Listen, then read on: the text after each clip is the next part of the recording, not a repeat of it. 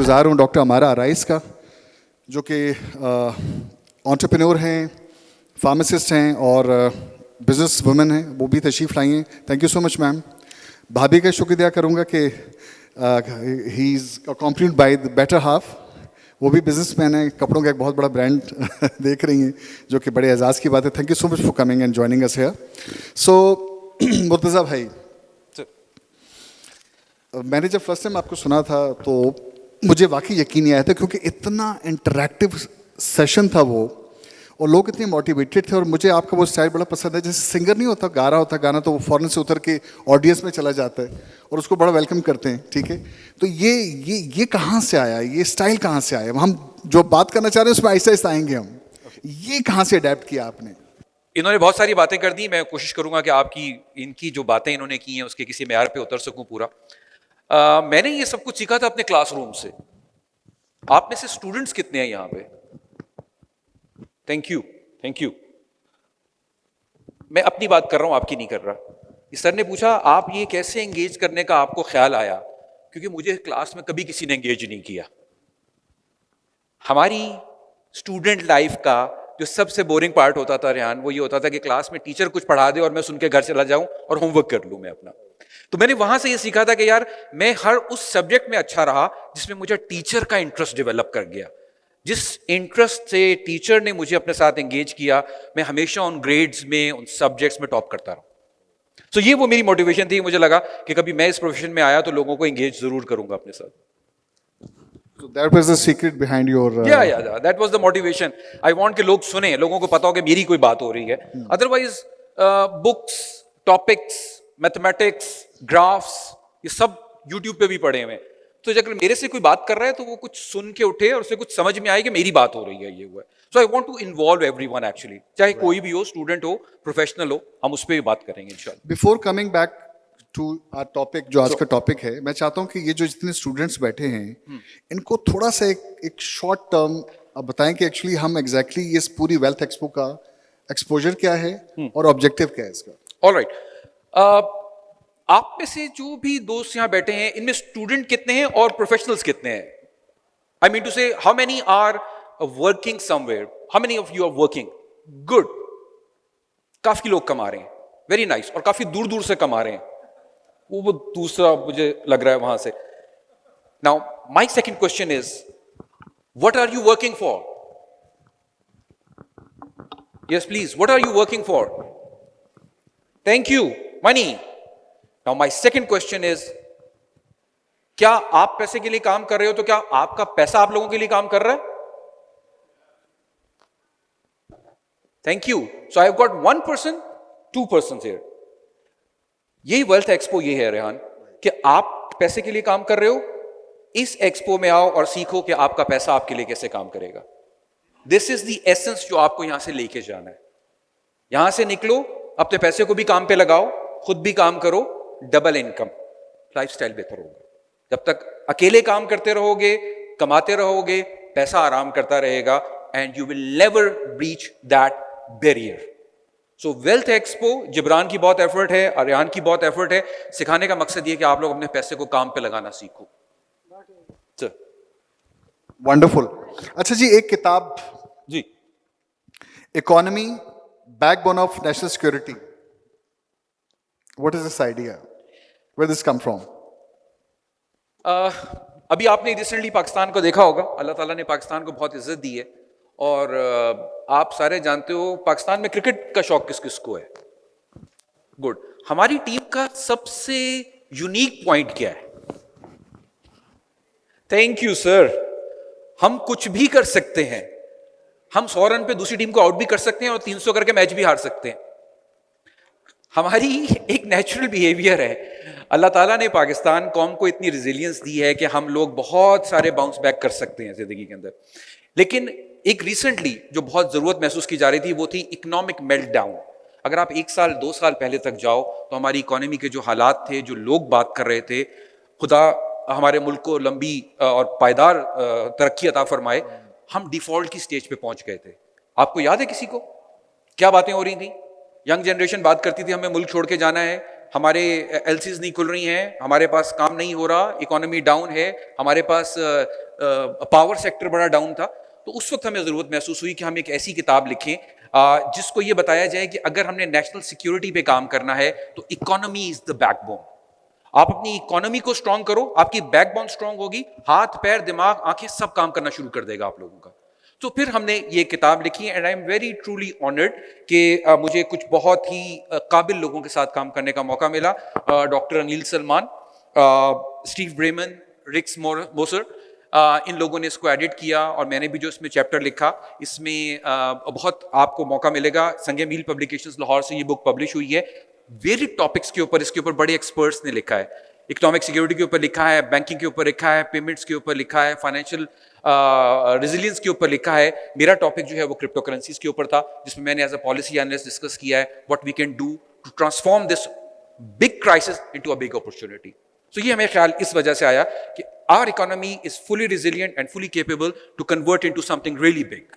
Right, my next question would be, मैं book के कुछ चैप्टर्स देख रहा था तो उसमें एक बड़ा इंटरेस्टिंग चीज मुझे मेरे समाज से गुजरी और नजरों से गुजरी। क्रिप्टो इकोसिस्टम पे आप काम कर रहे हैं, what is this all about? If you could elaborate and थोड़ा सा एक आसान अल्फाज में मुझ जैसे कम अकल इंसान के लिए। अच्छा, आप लोग जो सारे सुन रहे हो, अगर मैं क्रिप्टो बोलता हूं तो आप लोगों के जहन में क्या ख्याल आता है? Bitcoin, thank you sir. Ethereum, okay, what else? Blockchain, sorry,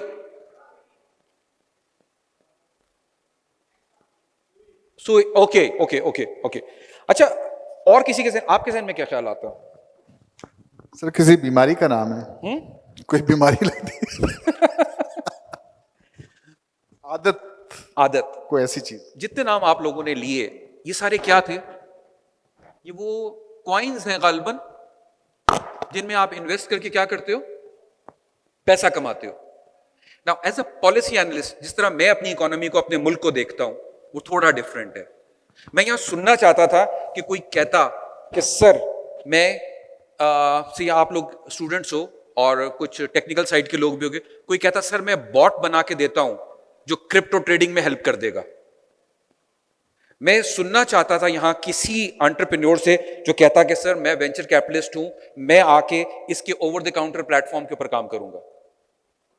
मैं सुनना चाहता था एकेडेमिया से, मैं सुनना चाहता था यहां किसी बैठे हुए शख्स से जो ये कहता कि सर मैं इसके एनालिटिकल टूल्स बना के दे सकता हूं।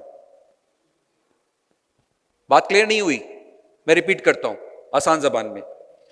ये मार्गला की पहाड़ियां हैं, इस्लामाबाद के लोगों, आप लोग यहाँ पे मार्गला की पहाड़ियां हैं। अगर आज मैं आपको बोलूं कि मार्गला की पहाड़ियों में से सोना निकल रहा है कंफर्म, हमें डॉक्टर हमारा यहाँ पे बैठी हैं, डॉक्टर हमारा के हस्बैंड की एक्सपर्टीज यूज करते हुए हम कह रहे हैं कि मार्गला की पहाड़ियों में इस वक्त सोना मौजूद है और श्योर शॉट मौजूद है। हम सबको क्या करना चाहिए? जाना चाहिए। लेकिन मैं सुनना चाहूंगा कि कोई बोले कि सर मैं फावड़े और कुदालें बेचने का कारोबार शुरू कर रहा हूं। उसका सोना निकले ना निकले, आपके फावड़े बिक जाएंगे boss. I hope I am making my point clear. I think very very appropriate example. Thank you. तो क्रिप्टो के बारे में जब भी बात करते हैं, सोशल मीडिया पे देखते हैं, बुक्स में पढ़ने का रुझान हमारे यहाँ कम है, लेकिन हमारे यहाँ लोग बात करते हैं इथेरियम, बिटकॉइन बेचूंगा, खरीदूंगा, ये हो जाएगा, वो हो जाएगा।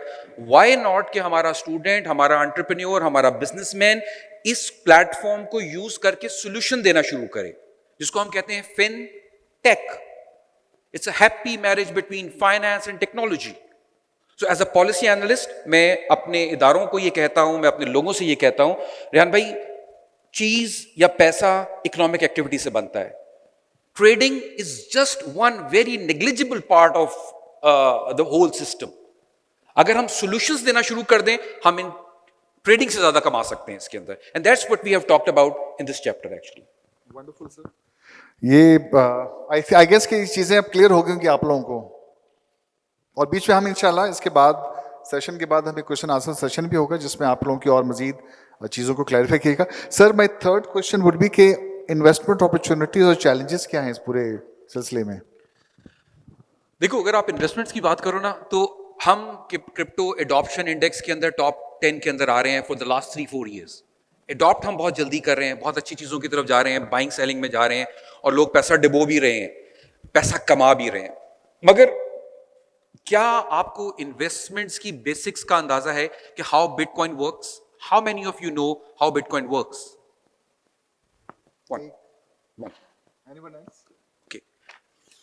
जब हम इन्वेस्टमेंट अपॉर्चुनिटीज की बात कर रहे थे ना, तो हमने ये कहा कि अपनी बुक में, अपने चैप्टर में हमने ये लिखा कि बहुत सारा यंगस्टर ऐसा है, हमारा 60% जो है वो जेनजी का यंग बल्ज है, राइट? और वो इन्वेस्टमेंट अपॉर्चुनिटीज ढूंढ रहे हैं।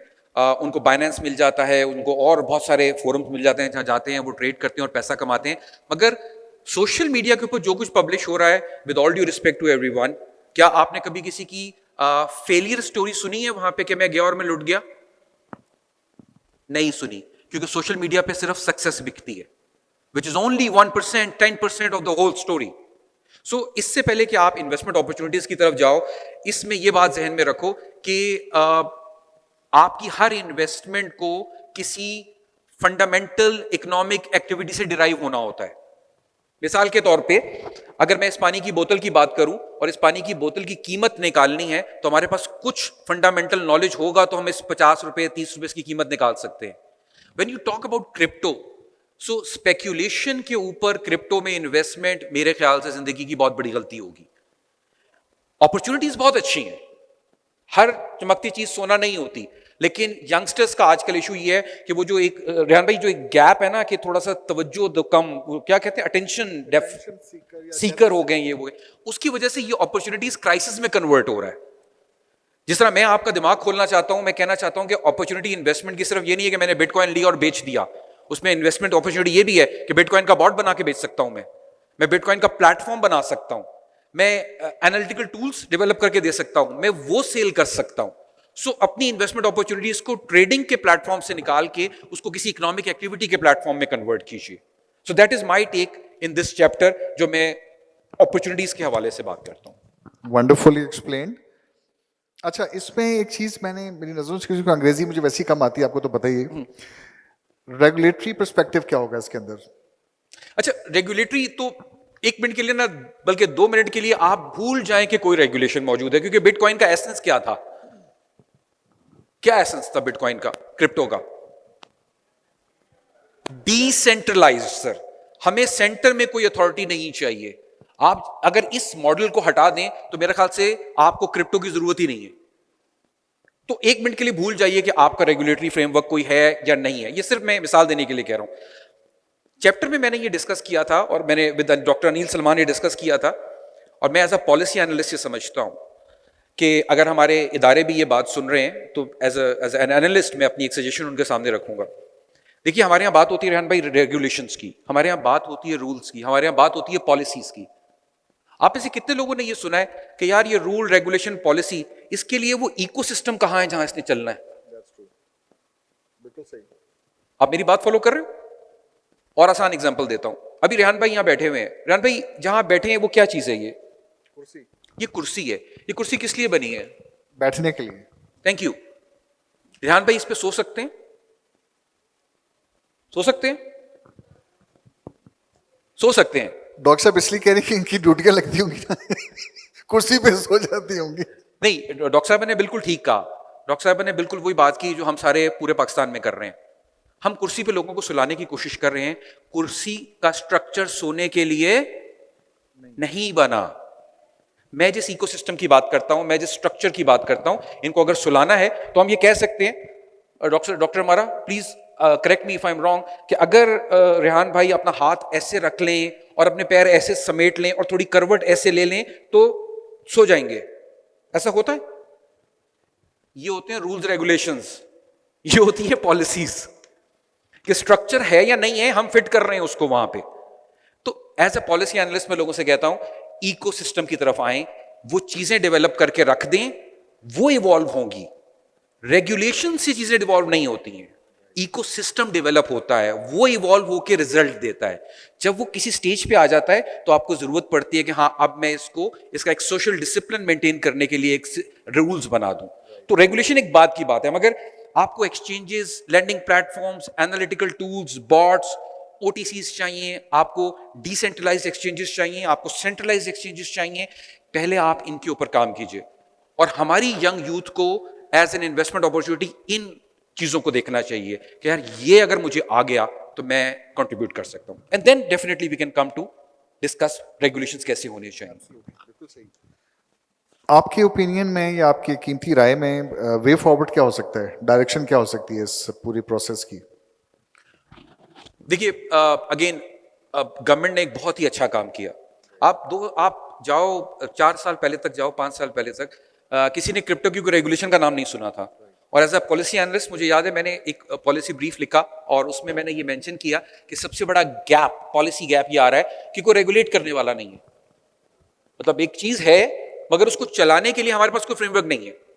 तो कुदरती तौर पे जब भी कोई पॉलिसी गैप आएगा उसको ऐसे नॉन स्टेट एक्टर्स आके कवर करेंगे जिनके ऊपर आपका कंट्रोल नहीं होगा और ग्रेजुअली वो चीज फिर एक स्कैम में कन्वर्ट हो जाती है।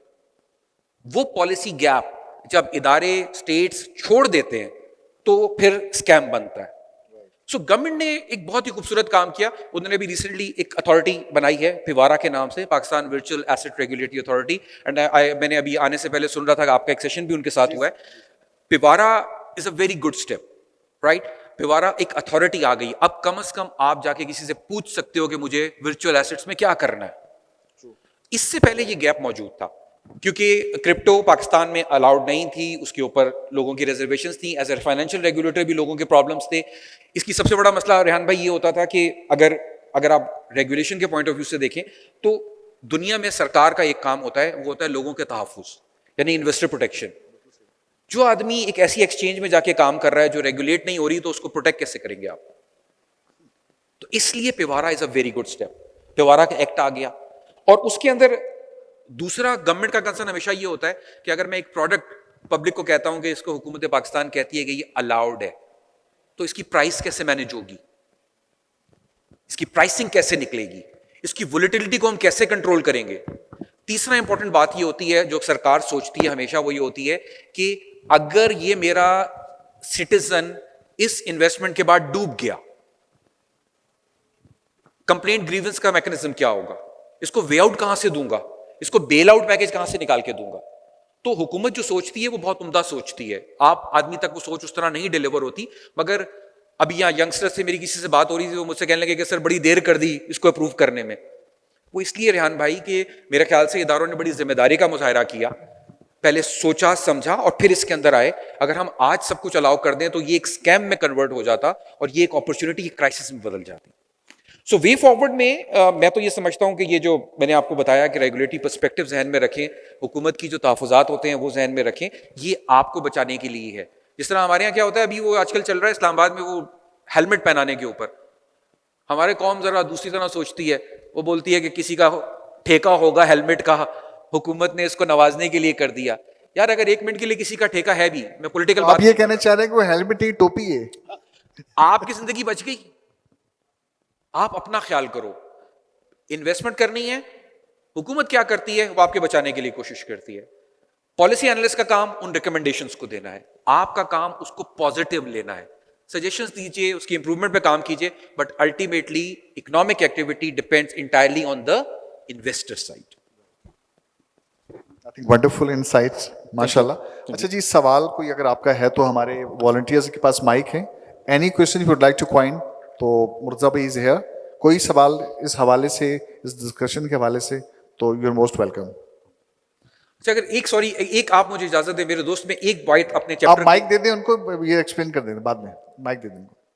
थैंक यू, इसके बाद पूछ लीजिएगा please. Thank you. Thank you. एक आखिरी बात जो मैं अपने चैप्टर के हवाले से मेरे ख्याल से बताना जरूरी समझता हूं, वो ये कि ओवर द पीरियड आपको पता है कि अभी 26 अमेंडमेंट जब से आई है तो मुल्क में इस्लाम शरिया कंप्लाइंट जो प्रोडक्ट्स हैं रेहान भाई, उनकी डिमांड और उनकी जो एक लीगैलिटी है वो बहुत इंपॉर्टेंट हो गई है, सिग्निफिकेंट हो गई है। शरिया स्कॉलर्स के पास अब ये एक बहुत बड़ा चैलेंज है। अगर आप में से कोई इस्लामिक फाइनेंस का आदमी इसको सुन रहा है या इस्लामिक फाइनेंस का कोई एक्सपर्ट यहाँ पे मौजूद है, तो ये मेरी एज अ पॉलिसी एनालिस्ट उनके सामने गुजारिश है। शरीयत के असूल वाजे हैं मगर प्रोडक्ट्स बदलते जा रहे हैं। We are practically living in a virtual world. Virtual currency को शरीयत में हलाल करार देना ये थोड़ा डिफरेंट है बाकी मामलात से। I hope you are following. इस्लाम या शरिया कॉन्सेप्ट में एक चीज है जिसको हम कहते हैं गरर। गरर का मतलब होता है अनसर्टेनिटी। शरिया प्रोडक्ट्स, शरिया असूल उन बातों को मना करते हैं जिनमें अनसर्टेनिटी ज्यादा हो।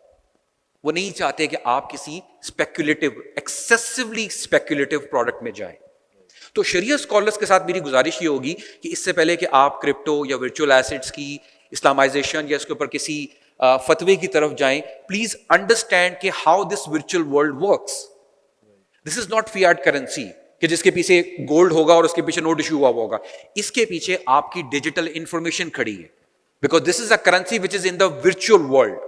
सो इन चीजों को रेगुलेट करने के लिए शरिया कंप्लाइंट को मेरे ख्याल से हमें भी अपनी कन्वेंशनल सोच से थोड़ा सा उठना पड़ेगा ऊपर। This is point number 1। Last but not the least, I think regulators बहुत अच्छा काम कर रहे हैं इसके अंदर, लेकिन रेगुलेटर्स में एक अप्रोच होती है जिसको हम कहते हैं कि जनरली पॉलिसी में कहा जाता है कि एक होती है रूल बेस्ड अप्रोच, एक होती है principle based approach. Rule based approach ये होती है we specifically write what to do and what not to do. But since it is an emerging field, I think regulators को ये सोचना पड़ेगा क्या हम इस वक्त रूल बेस्ड अप्रोच पे जाएं या प्रिंसिपल बेस्ड अप्रोच को अडॉप्ट करें। जो प्रिंसिपल बेस्ड अप्रोच होती है वो जनरली आपको ये कहती है कि आपने ये काम करना है और ये मुतवक्का नतीजा आपको हासिल करना है, मगर शायद निटी ग्रिटीज को टच नहीं कर रही होती, क्योंकि शुरू में ही अगर इतना वो कर देंगे तो ये जो ग्रूमिंग मार्केट है, ये जो ब्लोइंग मार्केट है, ये एकदम बर्स्ट भी कर सकती है। सो शरिया स्कॉलर्स और जो हमारे इदारे हैं, मेरी उनसे यही 2 गुजारिशात होंगी, क्योंकि ये एक बड़ी ट्रिकी सिचुएशन है। Either we can make it really big or we can make it convert into a big mess, and I hope it's going to be a big thing for Pakistan. Thank you. मजा आया भी आप लोगों को? Give it up for Murtaza. हम सवाल ले सकते हैं? हाँ, please, आपकी इजाजत से। please. We open for आप प्लीज।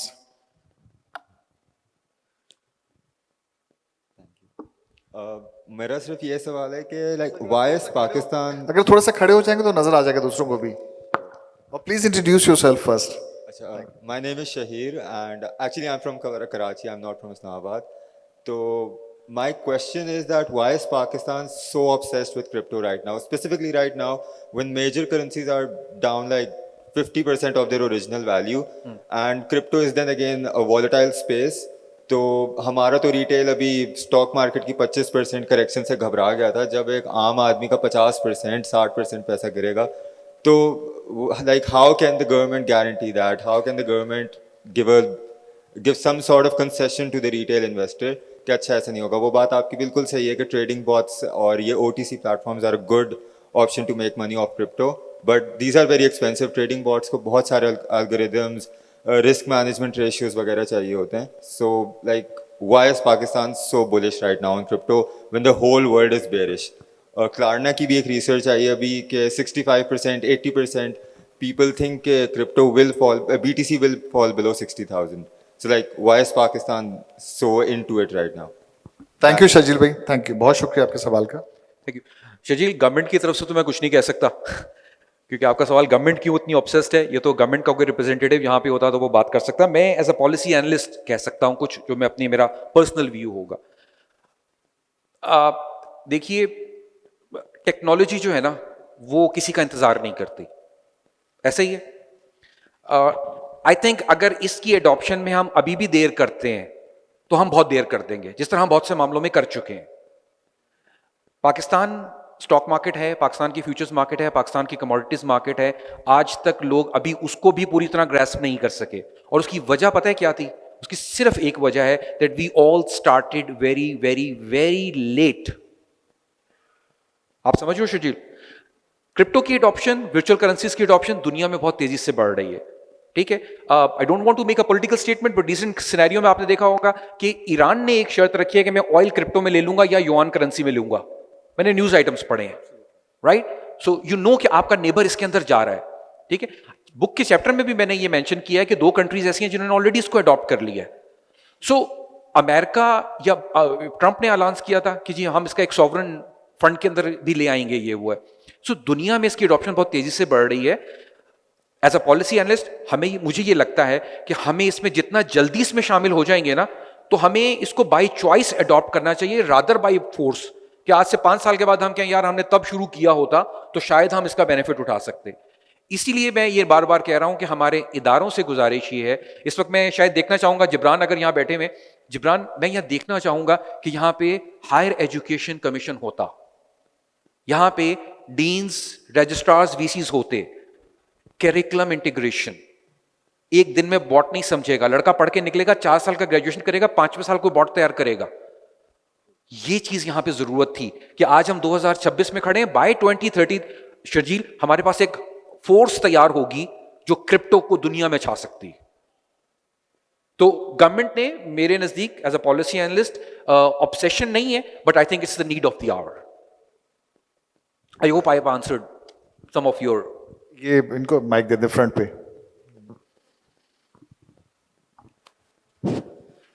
अच्छा, जैसे आपने बात की है कि एआई बॉट्स उन चीज़ों से ना, थोड़ा सा माइक करीब करने प्लीज। तो ये चीज़ें तो 2024 से स्टार्ट हो गई थी या 25 से, जब से एलएलएम और एजेंटिक एआई आ रहे थे।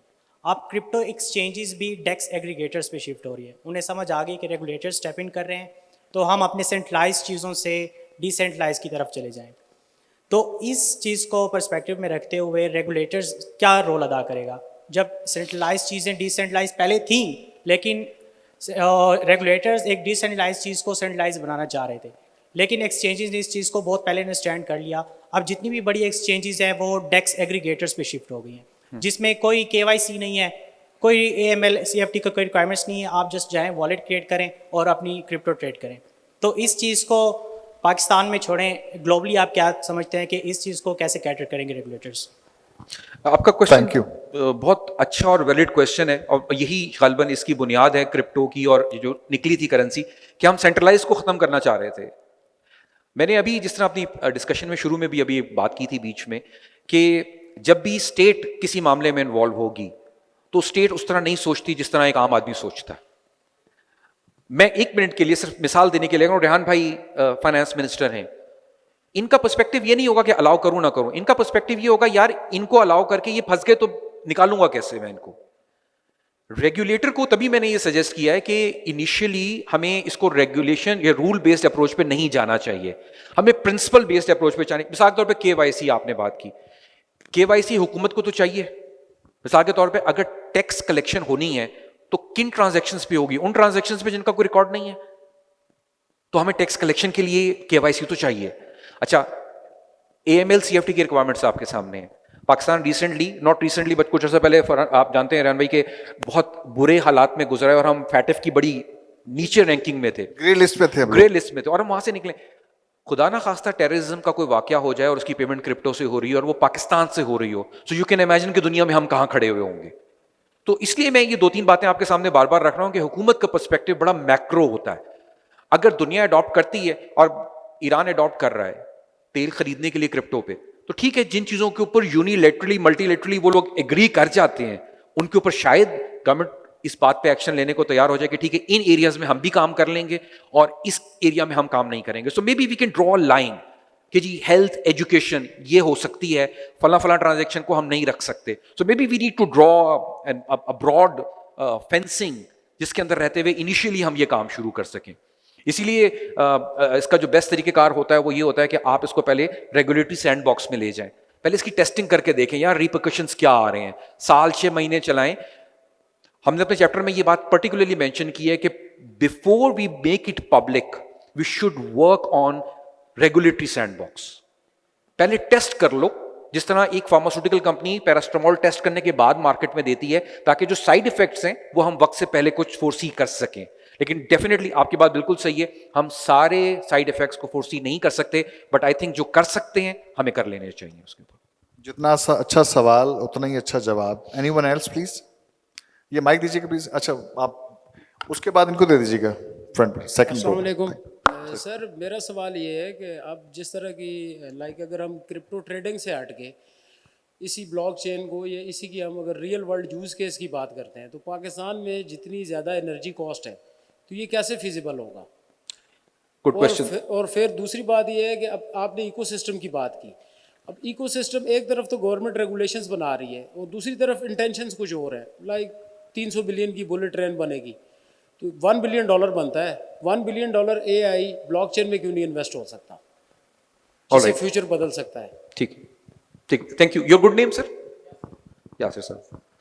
अच्छा, यासिर साहब ने एक semi political semi economics question मेरे सामने रख दिया है। ਤੁਸੀਂ कंफर्टेबल हो नहीं हो? नहीं नहीं, मैं कंफर्टेबल हूं। देखिए, मैं एज अ पॉलिसी एनालिस्ट बात कर रहा हूं, ना मैं गवर्नमेंट को रिप्रेजेंट कर रहा हूं, ना मैं आम आदमी को रिप्रेजेंट, मैं तो वो बात कर रहा हूं जो पॉलिसी के फ्रेमवर्क्स कहते हैं, जो इकोनॉमिक्स कहती है। आपने कौन सा बिजनेस मॉडल ऐसा चलता देखा है जो इकोनॉमिकली वायबल ना हो सर? तो मेरा आपसे सर, मैं आपसे बात करूं, कुछ चलता देखा है आपने? इकोनॉमिक्स की बड़ी खूबसूरत बात यह होती है सर कि अगर आप फेल होंगे ना तो आप फेल हो जाएंगे सर। अगर आप वायबल नहीं होंगे ना तो आप नहीं चल पाएंगे। ये मेरी पॉलिसी बनाने से नहीं चल सकेगा, ये इनकी रेगुलेशन बनाने से नहीं चल सकेगा। अगर आप इकोनॉमिकली नहीं वायबल तो आप नहीं वायबल। अब मैं उन प्रोजेक्ट्स के नाम नहीं ले रहा जो आपने नाम लिए, लेकिन जिस तरह आपके सवाल का पहला हिस्सा था कि कॉस्ट बहुत ज्यादा है, मैं इकोसिस्टम की बात इसीलिए कर रहा हूं। कॉस्ट हमेशा कम होती है इकोनॉमीज पे जाके। अगर इकोनॉमीज ऑफ स्केल आएंगी तो सिंपल इकोनॉमिक्स ये कहती है कि इकोनॉमीज ऑफ स्केल के बाद ये आपके लिए वायबल भी हो जाएगा, नंबर 1। नंबर 2, जैसे ही इसमें प्रॉफिट आना शुरू होगा ऑटोमेटिकली आपका कैपिटल इस साइड पे शिफ्ट हो जाएगा। लोग रियल स्टेट से पैसा निकाल के शायद यहां डालना शुरू कर दें, लोग शायद गोल्ड से पैसा निकाल के यहां डालना शुरू कर दें। People always look for a success story. Rehan भाई, एक सक्सेस स्टोरी आ जाए, आप देखिए, दूर की बात छोड़ दीजिए, मैं कल की बात बता रहा हूं, परसों की। पाकिस्तान में लोग ईरानी तुमान खरीद रहे हैं। That's very true. हाँ जी, मेरे दोस्त ने भी एक सक्सेस स्टोरी 3 चाहिए। अरब चाहिए। पैसे को, अच्छा, पैसा ट्रांसफर होते हुए ये नहीं पूछता कि मैं पूछ लूं, मैं ट्रांसफर हो जाऊं, वो हो जाएगा। मैं एज अ पॉलिसी एनालिस्ट ये बता रहा हूं, पैसा कभी नहीं रुकता इस चीज में। बैठे बैठे लोगों ने तुमान खरीदने शुरू, आपने कभी सोचा था खरीदेंगे आप तुमान? नहीं, आज खरीद रहा है पाकिस्तानी।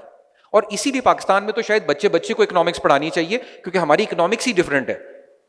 ये मैं आपको बड़े दावे से कह सकता हूं। क्यों डिफरेंट है? अभी एक 100 रुपए का नोट होता है, वो कितने का होता है? एक 100 रुपए के नोट की अगर मैं आपको इस वक्त, अगर आप एक 100 रुपए का नोट अगर मुझे दिखा सकें तो दिखाएं, सचमुच दिखाइए, क्योंकि मैं कहता हूं जरा अंदाजा हो जाएगा। डॉक्टर साहब के पास है, मैं देखता हूं अगर मेरे पास है, तो वैसे मेरी बेगम साहब के पास होगा, लेकिन चलो मैं देखता हूं, इन्हीं दिया होगा मुझे। Okay fine, I have got this 5000 rupees note sir. ये मैं आपको सिर्फ समझा रहा हूं कि हमारी इकोनॉमिक्स फेल क्यों हो जाती है, हम इकोनॉमिक्स में मार क्यों खाते हैं। सर ये कितने का होना चाहिए? ये 5000 का ही होगा सर। मगर अभी 1 महीना पहले ईद गुजरी है, हमने अपनी ईदी नए नोटों के चक्कर में अपने 500-500 रुपए के नोट 550 रुपए के खरीदते हैं। ये दुनिया में इकोनॉमिक्स कहीं काम नहीं करती मेरे दोस्त, ये काम सिर्फ आप ही कर सकते और ये हैं। सिर्फ हमारे मुल्क में होता है। तो लोगों की जो इकोनॉमिक्स की अंडरस्टैंडिंग है और जो वो करते हैं, जो इकोनॉमिक बिहेवियर है ना हमारा, वो बड़ा रैम्पेंट है, बड़ा इरेटिक है। वो भी स्टेबल होते होते होगा, और वो तब होगा जब हमें समझ आ जाएगी कि पैसा कैसे काम करता है। और अगर जिब्रान यहाँ बैठे हैं, आई कैन सी ये बैठे हुए, तो हम फाइनेंशियल लिटरेसी पे मैं कभी कभी शौक में बात कर लेता हूँ, तो उसमें मैं कोशिश करता हूँ कि लोगों को इस बारे में बताऊं। सो आई होप कि मैं आपकी कुछ चीजों को क्लियर कर पाया हूँ। जो गवर्नमेंट की प्रायोरिटीज है सर, उनको हम डिस्कस इसलिए नहीं कर रहे बिकॉज वो गवर्नमेंट की प्रायोरिटीज है। एज अ पॉलिसी एनालिस्ट, अगर एक सक्सेस स्टोरी क्रिप्टो के अंदर आ गई, I hope PVARA is working well. 2 Binance आ गई, एक और 2-3 लोग आ रहे हैं। आप देखिएगा, लोग स्टॉक मार्केट से पैसा निकाल के ना ये सारे इधर ही आ जाएंगे कि अब तो हुकूमत पाकिस्तान ने भी इजाजत दे दी। आप बात समझ रहे हो? So we are just waiting for a good one stroke and everything will be sorted. मेरे ख्याल से हमारे यहाँ जो ये ट्रेंड है ना, देखा देखी, कि या जिसको कहें पीयर प्रेशर होता है ना, कि आपने काम किया उसके पीछे मैंने काम किया, ऐसे ही है। या किसी छोटी सी मार्केट के अंदर एक जनरल स्टोर खुला तो उसको देखा देखी दूसरे ने भी खोल लिए, ठीक है। तो ये ट्रेंड चलता है, आई गेस यहाँ पे शायद हमारे इकोसिस्टम में यही कामयाब है। Any more questions please? दो लोग हैं, तीन है, ठीक है। आपके पास टाइम है? सर जबरान, अगर आप इजाजत देते हैं तो ये सवाल ले लें हम 3, या व्हाट यू, अगर वाइंड अप करें। Are you comfortable sir? आपके पास टाइम है?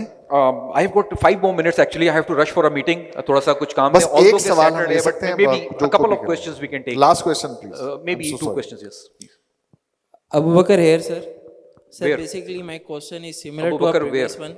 Sir, here. Abu Bakr here. Okay. Sir basically my question is similar to previous one date कि आपने ये बताया कि हम अपने टूल्स और हम प्लेटफॉर्म्स प्रोवाइड करेंगे then rules and regulation will evolve accordingly but sir don't you think so कि providing the ecosystem is responsibility of regulator? Yes, आप ठीक कह रहे हैं. अगेन आप लोग रेगुलेटर या गवर्नमेंट के पर्सनल बात करो. Anything else you would like to add? No, sir. Okay, नहीं, ये बिल्कुल उनकी जिम्मेदारी है जी. मैं इसीलिए अपने इदारों के सामने एज अ पॉलिसी एनालिस्ट ये रिकमेंडेशन रखता हूं कि देखिए रूल रेगुलेशंस आप बनाते हैं. मिसाल के तौर पे आपने मोटरवे पे किसी ने सफर किया है? Thank you. मोटरवे पहले बनी थी या मोटरवे के रूल रेगुलेशन पहले बने थे? आई गेस रेगुलेशन ही बने होंगे पहले. नहीं, मैं रिपीट, मोटरवे पहले बनी थी या रूल रेगुलेशन पहले बने थे? अच्छा, मोटरवे पहले बनी थी सर. गाड़ी पहले बनी थी या उसका लाइसेंस पहले बनता है? बंदा पहले 18 साल का होता है या लाइसेंस पहले बन जाता है? ये चीज आप मेरा बात फॉलो कर रहे हो? डॉक्टर साहब कोई सवाल करना चाह रही हैं? तो सॉरी बेटा अबू बकर, मेरा कहने का मकसद ये जिम्मेदारी उन्हीं की है, इसीलिए एज अ पॉलिसी एनालिस्ट मैं उनके सामने ही अपनी रिकमेंडेशंस रख सकता हूं. ठीक है. अच्छा, ये रिकमेंडेशंस मैं किस तरह रखता हूं? मैं इस तरह रखता हूं, take everything as an opportunity. हमारे पास वेंचर कैपिटलिस्ट हैं, उनको बुलाओ, उनको बोलो यार काम करो इसके अंदर. हम तुम्हें एक वो बताते हैं. स्टूडेंट्स को बुलाओ, टेक के लोगों को बुलाओ, उनसे को यार लोकलाइज्ड बॉट बनाओ. यार चाइना का वी चैट है कि नहीं है भाई? है. पाकिस्तान चैट क्यों नहीं हो सकता? हमें एनालिटिकल टूल्स बाहर से लेके काम करना पड़ेगा ना. आप में से अबू बकर जो भी ट्रेड करेगा वो हमारे लोकल लड़के ट्रेड नहीं कर सकते. ऐसा ऐसा गजब का माइंड है हमारे पास. तो ये मैं उनको इदारों के सामने यही गुजारिश करता हूं कि आप इकोसिस्टम की ग्रोथ के लिए लोगों को इनवाइट करें. लोग आएंगे, काम करेंगे, एंड देन यू नो कि अच्छा मेरे सामने पिक्चर क्लियर हो गई है. ओके फाइन यार, अब मेरा ख्याल से कि हमें इसको रेगुलेट कर लेना चाहिए. Because rule regulations they are just a way of maintaining a social discipline in any particular field, but that field needs to exist first. So that is my humble submission to you. भाई मैंने तो last सवाल किया था, Last लेकिन question, doctor sir, हमारा thank को you. मैं कैसे मना कर सकता हूँ? जी डॉक्टर हमारा राइस. नहीं, I just wanted to add something कि पाकिस्तान में बीइंग एन एंटरप्रेन्योर, और वो भी अगर आप हेल्थ सेक्टर में हो, तो एक छोटी सी एग्जांपल ये है कि देखें किसी भी बिजनेस को स्टार्ट करने के लिए उसकी एग्जिस्टेंस ज़रूरी है, लेकिन जो रूल्स और रेगुलेशंस हैं they are still under the process of making. ठीक है, मैं आपको अपनी एग्जांपल देती हूँ. मैं इंपोर्ट करी थी मेडिकल डिवाइस, मतलब वूंड ड्रेसिंग्स फॉर बर्न्स. ठीक है, और जब मेरी ड्रैब से बात हुई तो उन्होंने वो जो रूल्स थे वो हमारे सिचुएशन के अकॉर्डिंगली अडेप्टेबल नहीं थे. उन्होंने EU रूल्स उठा के एज सच इधर इम्प्लीमेंट कर दिए. ठीक है, अब हमें क्या मुश्किलात आई एज एन इम्पोर्टर, और उन चीज़ों में वो बहुत डिफरेंट. सो पाकिस्तान में अगर हम कहें कि अगर हमारी कोई ज़रा सा भी अगर कोई रूल्स एंड रेगुलेशंस हमें असिस्ट कर रहे हो ना, तो हमारे लिए वो बहुत बड़ी बात होती है. बिल्कुल ठीक कहा आपने. मेरा पॉइंट याद रखिएगा, मैंने प्रिंसिपल बेस्ड फ्रेमवर्क की रिकमेंडेशन अपनी बुक चैप्टर में दी है. बिल्कुल, मैं क्योंकि रूल बेस्ड हमारे- को इसीलिए फिलहाल इनकरेज नहीं करता एज अ पॉलिसी एनालिस्ट. क्योंकि हमारे लिए बहुत मुश्किल होता है. हर सिचुएशन में आपको डिफरेंट रूल्स एंड रेगुलेशंस मैनोवर करने पड़ते हैं. करने पड़ते हैं. अब अगर आज मैं एक प्रोडक्ट बनवा रही हूँ या बाहर से मंगवा रही हूँ, और वो मैं मार्केट यहाँ पे कर रही हूँ, मेरा ट्रेडमार्क है, और अगर मुझे ड्रैप कह रहा है नहीं आपका तो जो है वो डायरेक्टली मैन्युफैक्चरर से आपका वो होना चाहिए एग्रीमेंट, तो जो बीच में बंदा बैठा हुआ है वो फारिग है क्या? तो मतलब you need to change rules and regulations over the time. तो इतनी स्पेस हर जगह होनी चाहिए. बिल्कुल मैं एग्री करता हूं. आखिरी बात करके फिर इसको क्लोज कर Please, लेते please, हैं. please, please. Last but not the least, again ज़हन में रखिएगा, situational awareness is the key to your success, whether you are an institution or an individual. situational awareness का वर्ड किसी को समझ में आता है? नहीं समझ में आता. situational awareness, यंगस्टर्स से भी बात कर रहा हूं, इस वक्त सिचुएशन की जो रिक्वायरमेंट है उस हिसाब से बिहेव करने को कहते हैं. नॉट दैट कि मैं पॉलिसी एनालिस्ट हूं, लेकिन अगर मैं स्टूडेंट हूं तो मुझे क्लास में स्टूडेंट बनना चाहिए क्योंकि क्लास की सिचुएशन ये डिमांड कर रही है. अगर मैं एंटरप्रेन्योर हूं तो मुझे उस सिचुएशन को अवेयर होना चाहिए. ये जो कॉन्फ्लिक्ट की जो डॉक्टर हमारा ने जो बात की वो सिर्फ इसी वजह से आ रहा है क्योंकि सब लोग साइलोज में काम कर रहे हैं. एक इदारा, एंटरप्रेन्योर, रेगुलेशंस, इन्वेस्टर, ये चार तरफ अलग अलग मुंह करके बैठे हुए हैं. सो सिचुएशनल अवेयरनेस अगर कॉमन पॉइंट बन जाती है तो हम इसीलिए इकोसिस्टम को रिकमेंड करते हैं कि वो जो डॉक्टर अमारा का पॉइंट है कि फिर इकोसिस्टम नहीं हिलने देगा, इकोसिस्टम फिर आपको सपोर्ट करेगा और वो आपको आपके डिजायर्ड रिजल्ट ला देगा. So that is all about today's session. Thank you so very much. You are a wonderful audience. And Jabran, I would like to request CEO and Brand Accord Jibran Siddiqui साहब तशरीफ लाएं और डॉक्टर अमारा if you could please give away. भाभी please आप भी तशरीफ ले आएं. इनको एक टोकन ऑफ एप्रिसिएशन और एक हमारे पास एक शील्ड है which is going to be. Thank you so much Thank for you. an amazing panel, by the way. pleasure is mine. I'm honored. And thank you for discussing this so thoroughly. I was amazed by it. Thank you very much. Money matters, everybody come join. Money matters, everybody get in line. Money matters, everybody come join. Rise my people to shine. Freedom shows you sign. Don't you deserve to join a feast where kings dine? Money matters, everybody come join. Money matters, everybody get in line. Money matters, everybody come join. Rise my people to shine. Freedom shows you sign. Don't you deserve to join?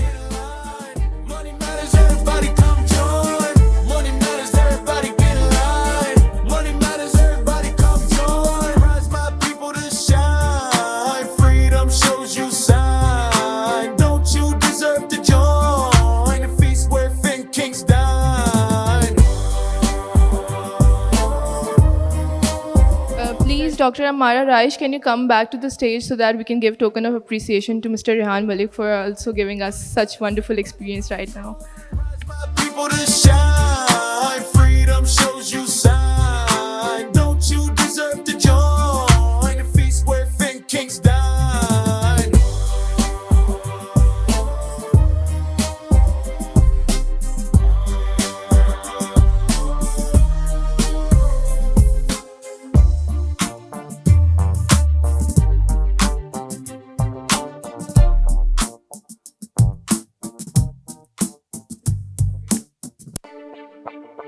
Money matters. Money matters.